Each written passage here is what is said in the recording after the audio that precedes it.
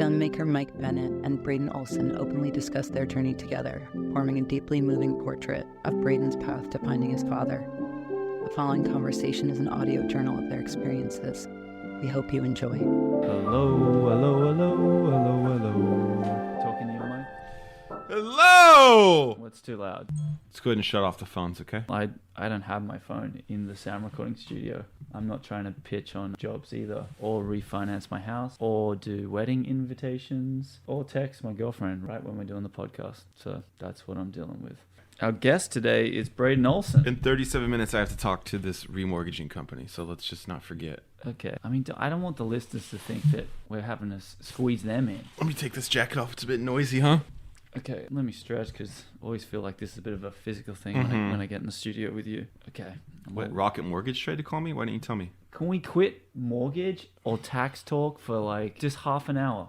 Half an hour out of 24 hours. Let me just send this. Oh, unbelievable. I guess where I'm picking up from where we left off is, timeline-wise, is after our first trip to Miami, I met your father. You did? That was crazy. And I filmed him for 3 hours. We had quite a long conversation. And then you... We never talked about this? No. What'd I do? I mean, you had like a panic attack, but Yeah. You came back to New York and then we kind of decided, what the fuck have I done here? I've like opened up Pandora's box. Maybe I don't need to even do this. Like, it was kind of a bit, you were pretty shell-shocked. And then I came up to your house and we kind of just sat down and I said, do you want to watch the footage? And you did, and you and your fiance sat down, and one night we put all the footage on your big television and I kind of just pressed play and walked out of the room, really, and you basically saw your dad's image. Yeah, that was pretty heavy, time. Pretty weird. And he basically just spoke about his whole life. Why don't you just insert a clip where it makes sense? You've never had kids? No kids. I don't have time. Life is too short. 100 years is not enough for me. I don't give a fuck about this guy. If he truly knows I'm alive and he's lying to himself, I don't give a fuck about him. But if he knows, that's fucked up. I want to know if he knows for sure I'm alive. He actually looks pretty young. It's weird because I'm really going back and forth of like liking this guy and wanting to be like him, and then going, I want to be nothing like this guy. And then you're like, I hate you. Maybe he's on cocaine. I mean, how could you talk this long? His mind is warped. How could you live with yourself? I don't think he knows. I mean, how could you live with yourself? There's no way you can live with yourself. There's no way. That's next level. It's so much harder than just facing it. What do you feel, Brady? Yeah, confused. I mean, I think he's a good guy, but then it goes like, oh, do you think he knows you're there? Nah, or just... I'd say I try and judge him regardless of whether he knows I'm there or not, just as a human, I guess. Yeah, I do think he's a good person. He's a little delusional. I think he believes his own delusion. I think he's lucky that he's created a bubble around himself. He seems pretty happy, and I think yeah, that's because cool. he's in a bubble.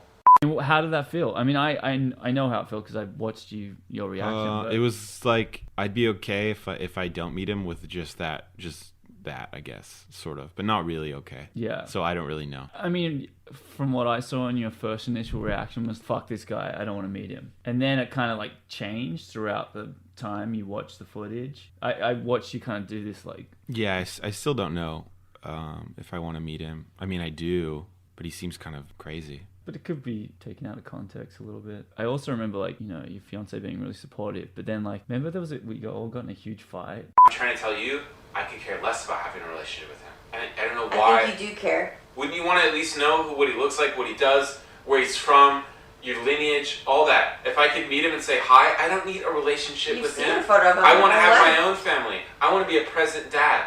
I don't want to abort my child. I want to be a good dad. And I want to know who my dad was. I don't need a relationship. I'm stronger than that. I don't need that. I'm telling you. I don't care. It would have been nice 10, 20 years ago, 30 years ago. But now I don't really care. Honestly, I don't care. I have so many other things to worry about. Taking care of us. Figuring out what we're going to do. Paying bills. All that shit. I'm not worried about some guy that works at a crystal shop in Florida. I don't give a fuck. I don't care. I do not care. Even if at the end of this, if he said, oh my God, I can't believe you're alive. I feel your energy. You're my galaxy too.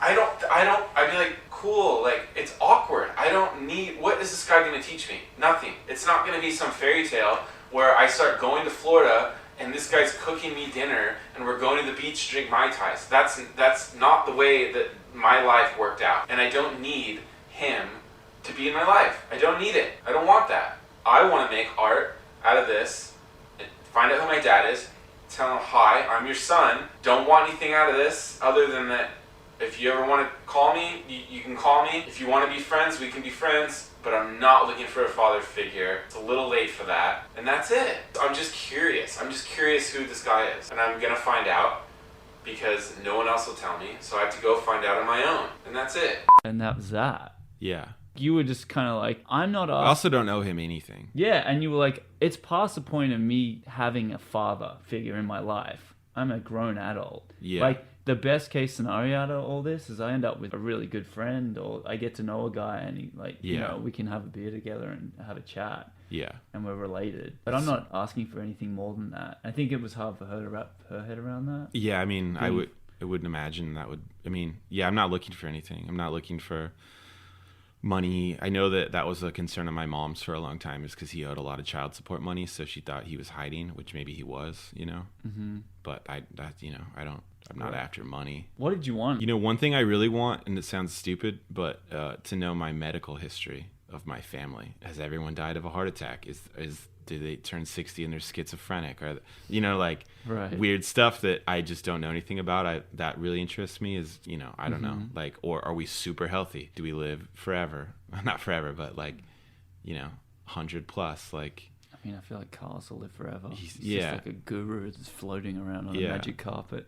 And then, like, is there certain traits that things I should stay away from, you know? When you watch the footage, were you kind of shocked that... I feel like he's like me on steroids. Like, if I lost my mind a little bit more, I feel like that's like who I would be.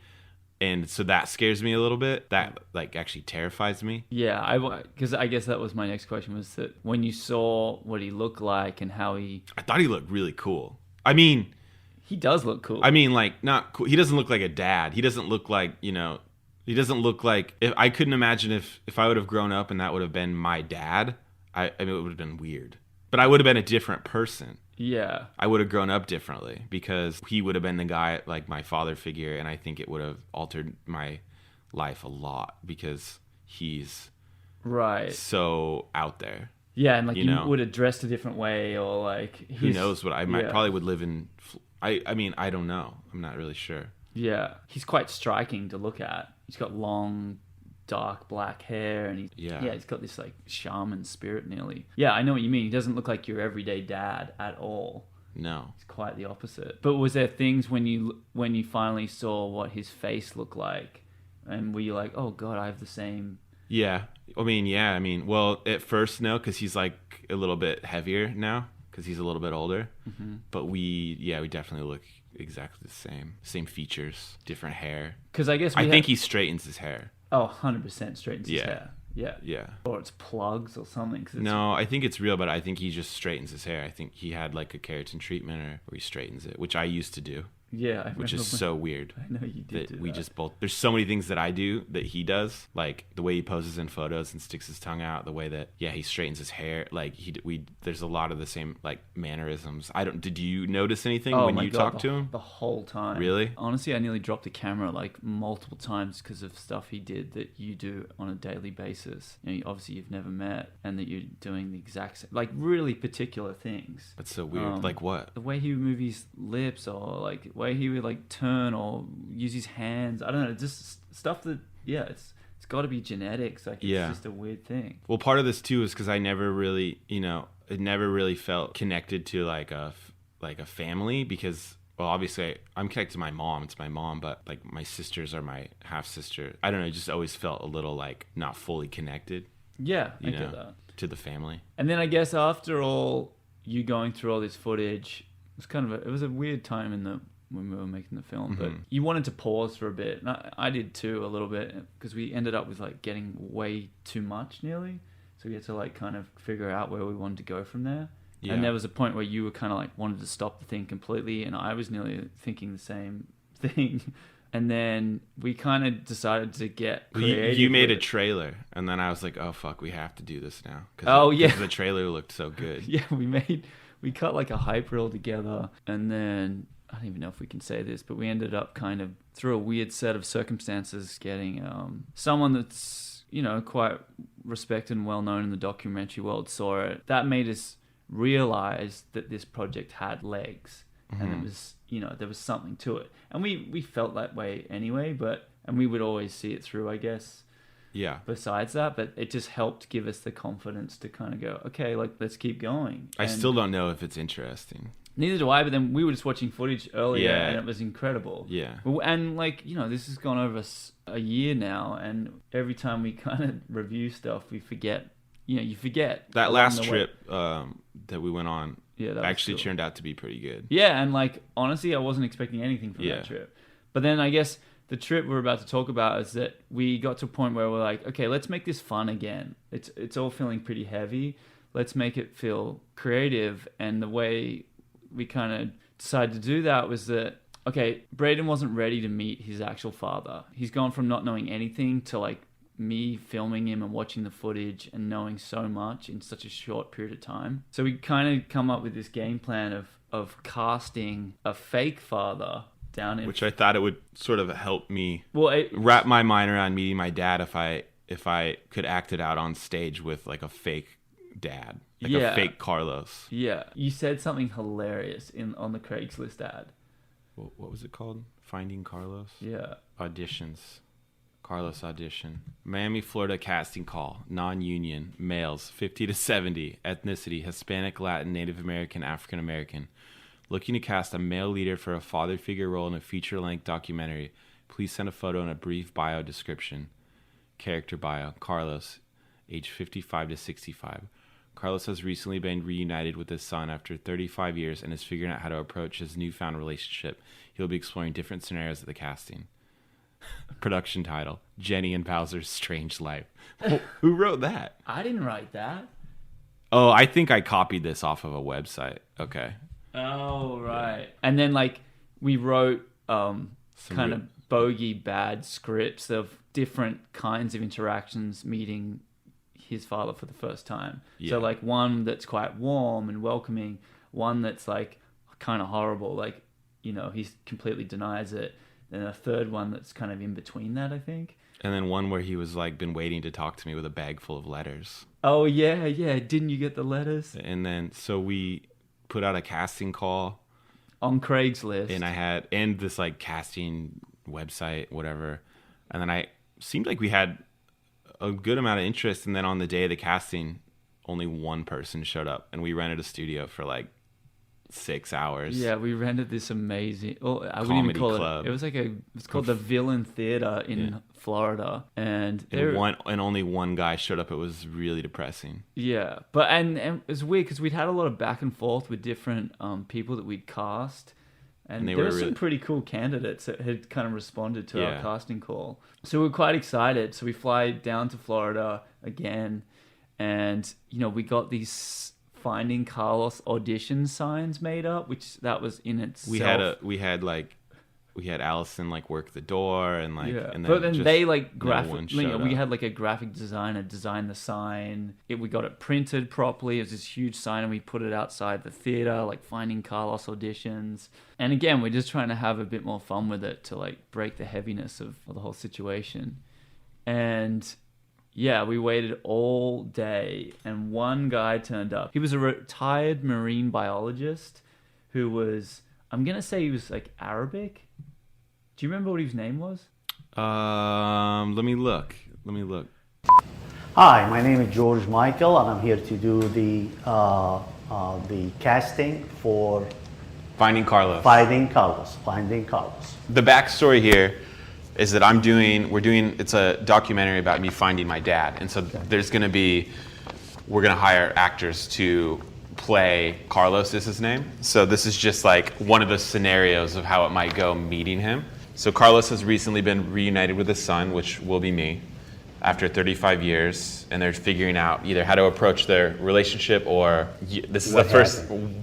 what happened. And then maybe, so this scene is you're actually at a bar. So this could be your beer, but we'll read it and then I'll come in like you're at the bar hanging out after we read through it. So he was interesting. He was cool. I think he was kind of just a bored retiree in Florida, and then he saw this thing on Craigslist, and he thought, yeah, this is worth a shot. So he drove. I kind of maybe want to use him for something else. Yeah, like I guess he drove like an hour, and then he got to the theater. We checked him in. We made him sign a release, and then, it's an empty theater. Like, it's lit properly. Like, there's a play that's about to be performed. It looked legit. Yeah, and then Brayden and him go on stage and then start kind of rehearsing these scripts, which was so weird. How did it feel for you? Because for me, behind the camera, it was. I mean, I've never acted on a stage, and so like I feel like if I practice, I could actually be pretty good.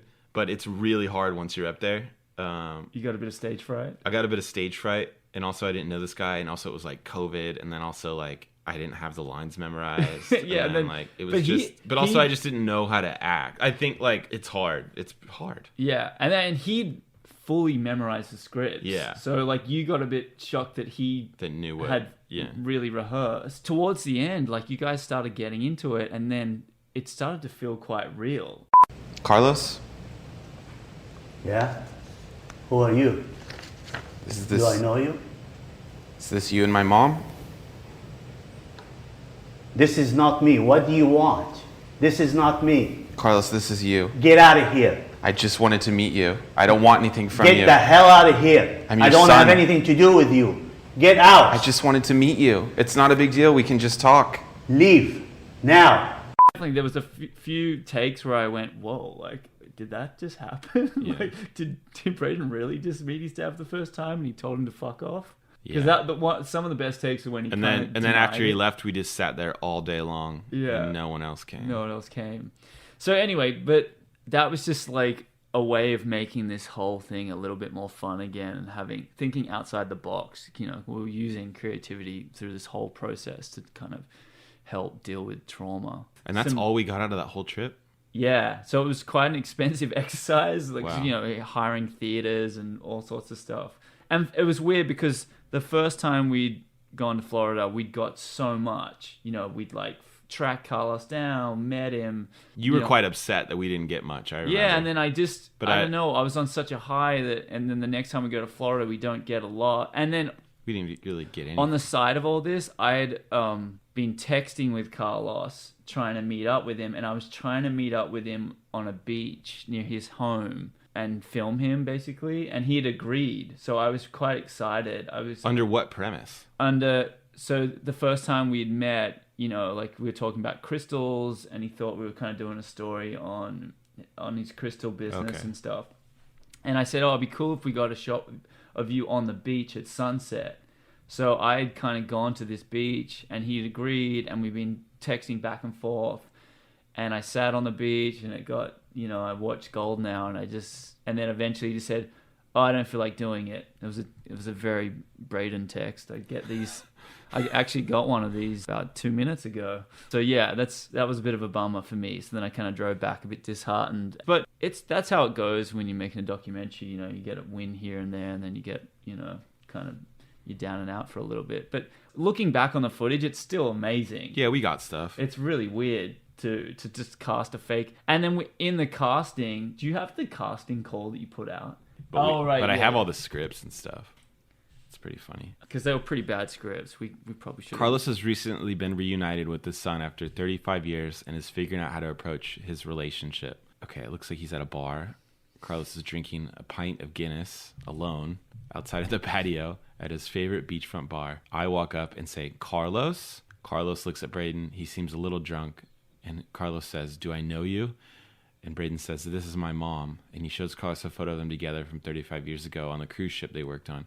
There's an awkward pause. And Carlos says, "That's not me. I have no idea what you're talking about." Brayden says, "Okay, but this is you, right?" Carlos interrupts, "Get the fuck away from me before I have you kicked out of this bar." And then Brayden says, "This is how you want to deal with this? I don't want anything from you other than just to see your face." Carlos gets into Brayden's face, flips his hair back so he can see his face, and he speaks loudly, "Now fucking leave." Oh, that was our horrible mean script. That was like worst case scenario. Cutting back to the original photo we had of him. They don't look anything alike. He's just filled out more. He's old. He looks different. He's like really young right here. He's in his 20s. Yeah. So like the original photo you had of him, or the one photo you had of him. That's a cool photo on that plate. Yeah. You know, he's like young, he's got short curly hair, he's got a moustache, he's quite thin. He looks like the life of the party. And then now after the first trip, you know, he's filled out a lot. He's 60 plus years old. He's got very long hair now, which has been chemically straightened, I guess. I think so. It has to be. Like, there's no... Well, it has to be. Wow, we've really done a lot of work when I look at all this. I like how you use the term we. There's my... Oh, there they are. Oh, there's your grandfather. That's the plane he used to have. Kind of cool. IRS took everything. There's me and Trav. I know, I've got all these. It's funny. Trav, I scanned all these. Oh, okay, yeah, they're from him. I like spent a whole day going through these photos. We need to get some photos of your mother in Hawaii when she was with Carlos. There's like one photo of them on this cruise ship. So we're kind of like on the hunt to find some archival footage of her during that time. All right, we'll work on that. Yeah. So do you want to get on a call and refinance your house right now? And 13 minutes. 13 minutes, he's going to refinance his house. All right, well, let's hope this documentary works out for the both of us so we both don't have to refinance our lives. This is my big shot, I think. I think if I can just pull the equity out of the house, pay the IRS, pay off all my credit cards, and then use the remaining to pay for the rest of the film. Use the rest to maybe buy dinner. And I just want to say, we might set up a donation button on a website where you guys can just donate anything to us so we can continue on this journey to finding... Maybe we'll give you a free ticket to the show? No. I don't even know if we could do that. Someone's probably going to own the movie. We won't even own it. One of these big conglomerates. Maybe a Patreon link. Yeah. I heard that's... So I'm going to look into this because it would be nice if some of you guys could help us out a little bit and donate anything. And we put it towards continuing our journey so Brayden can finally meet his father. Wow. Yeah.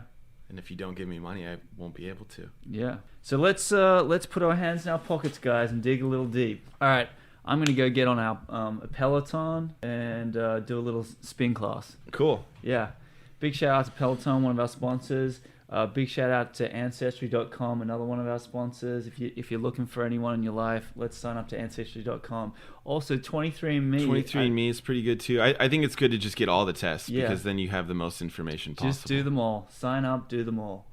We've been doing it. Also, if there's any natural wine companies that want to sponsor us, that would be huge. It just takes the edge off. Just so we're very clear, I don't condone being drunk. All right. Okay. All right. Signing off. Signing off right now. Brayden's going to go refinance his house. All right. Thanks, guys. Until next time. Bye.